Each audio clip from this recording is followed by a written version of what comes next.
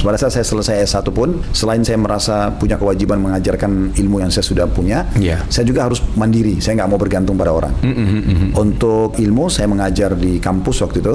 Jadi ini bukan saya tidak anggap sebagai kerja di perusahaan, karena ini adalah mengajarkan ilmu. Dan saya tidak berpikir tentang masalah gajinya pada saat itu. Yang penting saya bisa ada waktu yang solongin dalam satu hari untuk mengajar.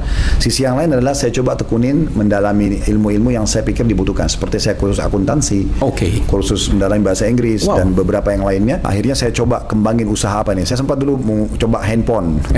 Waktu awal-awal handphone keluar. Di Arab Saudi sana? Waktu sudah balik tahun 98, saya balik selesai S1 ke Makassar.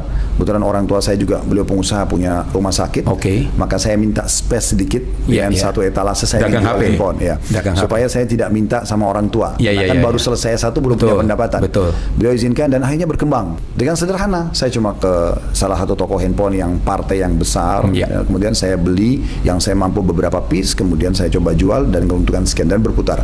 Yang penting di situ ditekuni dan dipelajari terus. Saya kembangin, pindah ke voucher, kartu perdana waktu itu, sampai akhirnya pindah ke usaha-usaha yang lain. Gitu.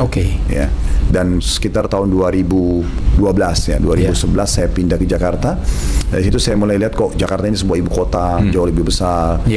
Selain mengajar, sama tadi saya kombinasi antara saya mengajar, tapi itu saya sudah tinggalin kampus, ngajarnya di masjid, di Majelis Salim.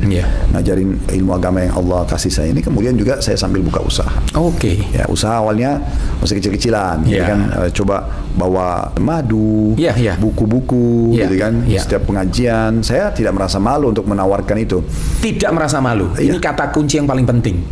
Karena banyak orang jualan itu malu gitu Pak Ustadz. Karena bagi saya sesuatu yang halal. Saya tidak minta mengemis sama orang. Saya selain mengajar, di mobil saya dulu penuh barang. Saya biasa habis pengajian, buka mobil gitu kan, dan ada madu, ada macam-macam. Orang pada beli, saya biasa aja. Pak Ustadz bawa barang ini, sampai akhirnya Allah memberikan saya sebuah tempat dan hanya kita punya toko, kembangin lagi dengan restoran, travel, dan banyak hal berkembang dari ide yang sederhana tadi.